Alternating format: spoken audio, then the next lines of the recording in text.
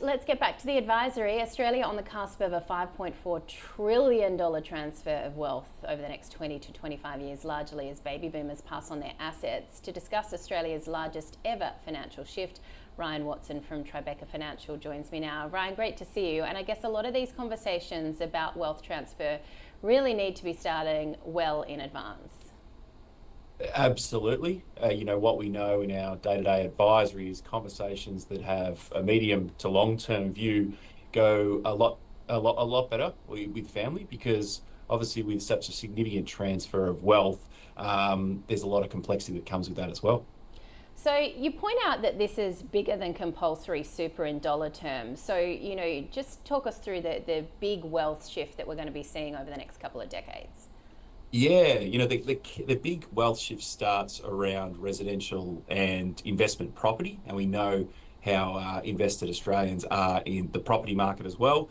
Then you've got family businesses and farms as well. So there's so much wealth that is tied up within these, as well as the superannuation system. So with that complexity, with families and with conversations, it takes the long-term planning.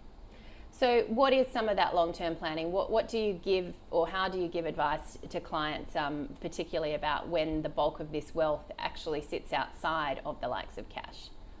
Yeah, we understand how important legacy is, Juliet. So understanding, people who currently hold the wealth, what's important to them and what do they want their legacy to look like across multiple generations. Now, we're all part of families too, and they have complexity and legacy within those. So the people who hold the wealth, what they want to do with it, do they want to transfer it after they pass away, or do they want to begin the legacy process whilst they're still alive? And what do their wishes look like, as well as the legalities around that as well? So when you've got people involved and you've got significant wealth and you've got generations that bring complexity with them, that's the power of the conversation. A lot of people think an advisor's role is key around the quantitative, or it's in the assets or the investments.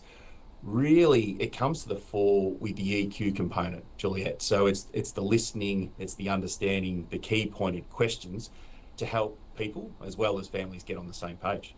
And I guess it's more about just knowing where the will is kept, right? How prepared do you see families for this transfer? Largely, people who aren't well advised aren't very prepared at all. For new clients that we would see in our practice, probably 8 out of 10 don't have a will or don't have a current will at all. So let alone knowing where it is, if it was prepared potentially when they got married 20, 25, 30 years ago, is it still current? Does it include powers of attorney, their wishes? Do they now have companies or other legal structures in place? So it's not very relevant to the day-to-day. So there's one that's the finding of, but does it deal with the day now? Do they now have kids? Do they now have grandkids as well? So how current and how inclusive is it? Yeah, and of course gets to that tough point is whether or not things are fair as well. What about the tax outcome implications? Yeah, again, we know how important, Juliet, planning is. So with the appropriate planning, we know never want to avoid tax, but we know we can minimise the tax consequences as well. It's often forgot with regards to superannuation and how beneficiary structures are set up. If it's set up the right way, tax minimised strategies come into place that can create hundreds of thousands of dollars of value for those people who invariably end up inheriting the money. So I guess in terms of, some of the positive parts of planning early, you would imagine it improves your after-tax outcomes. But what about, relationships too? What are the benefits of planning early?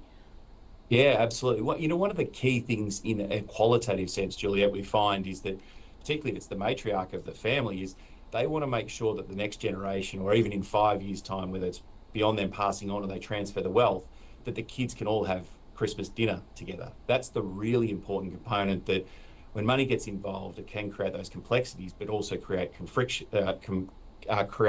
friction. So getting everyone on the same page, making sure it's really important to them. So there's the right structure component, there's the investing component, there's the tax minimisation, but it's also people understanding the responsibility of when that wealth's transferred and what they want to do with it. So it's the person giving, for want of a better term, but it's also the inheritor as well. And there is a real legacy component as well. And with 5.4 trillion, that can create a lot of complexity. And just talk us through some of the, tax hits that people can have on superannuation of a family member that has passed. Yeah, absolutely. So if that money is passed on to somebody who's not a dependent, there can be significant tax consequences for that person. So having the right beneficiaries set up, as I mentioned earlier, can add tens, if not hundreds of thousands of dollars of benefit to the person that's inheriting the money through potentially reversionary pensions and things like that.